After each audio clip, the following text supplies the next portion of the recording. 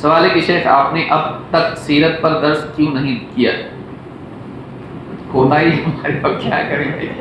اب بہت سارے کام ہم نے نہیں کیے ہیں، اب اگر محاسبہ کرنے لگ جائیں یہ تو ایک چیز ہے، میراث پر بھی ہم نے درس نہیں دیا ہے اور ایسے کئی مسائل ہیں، اب آدمی کرے تو کیا کیا کرے۔ تو لیکن یہ کہ علماء ہمارے جو بھی بڑے علماء ہیں، ہم تو طالب علم ہیں، عالم بھی نہیں ہے، اور شیخ نے کہہ دیا اکراماً بات ہے، لیکن ہم طالب علم ہیں، علماء ہماری مجلس میں آج بھی موجود ہیں اور ملک بھر میں دنیا بھر میں موجود ہیں، تو ان کے دروس سیرت پر ہیں، ان کے دروس تفسیر پر ہیں، ان کے دروس احکام پر ہیں، اصول پر ہیں، فروع پر ہیں، تو میری اپنی کوتاہی ہے اور وقت کی قلت کی وجہ سے ہم نہیں کر پائے، لیکن دعا کریں اللہ تعالیٰ یہ اسباب میسر کرے کہ ہم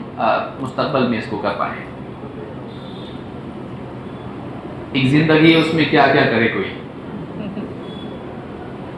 لیکن اس یعنی کیوں نہیں کیا اس کی وجہ اگر آپ پوچھ رہے ہیں تو بنیادی طور پر اس وقت میں جو زیادہ ضرورت ہم نے اپنے ماحول میں جہاں ہم رہتے ہیں محسوس کی، وہ یہ کہ عوام کا عقیدہ درست کرنا یہ سیرت اور تاریخ بتانے پر مقدم ہے۔ عوام کو زندگی کے جو مسائل ہیں، نماز سے لے کر طہارت سے لے کر جو ضروری ان کے روزمرہ کے مسائل ہیں، آج امت کا حال ہے کہ وہی لوگوں کو معلوم نہیں۔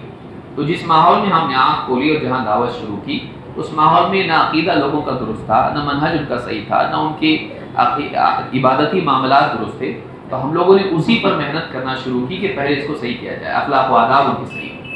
اور سیرت کا معاملہ ایسا ہے جس کی اپنی اہمیت ہے، لیکن اگر کوئی آدمی سیرت جانے بغیر بھی مر جائے تو جہنم میں نہیں جائے گا انشاءاللہ، اللہ سے امید ہے۔ لیکن اگر عقیدہ اس کا صحیح نہیں ہو، عبادات اس کی صحیح نہیں تو اس نے زندگی کا مقصد پورا نہیں کیا۔ سیرت کی اہمیت سے کسی کو انکار نہیں، لیکن یہ ایک ایسی چیز ہے جس کے لیے وقت بھی چاہیے، تحقیق بہت چاہیے، صحیح ضعیف روایات بہت زیادہ اس میں ہیں، تو یہ ایک بڑا کام ہے جو انشاءاللہ اللہ توفیق دے۔ تو اللہ تعالیٰ سے دعا ہے کہ اللہ ہم کو توفیق عطا فرمائے، ہم کریں گے انشاءاللہ۔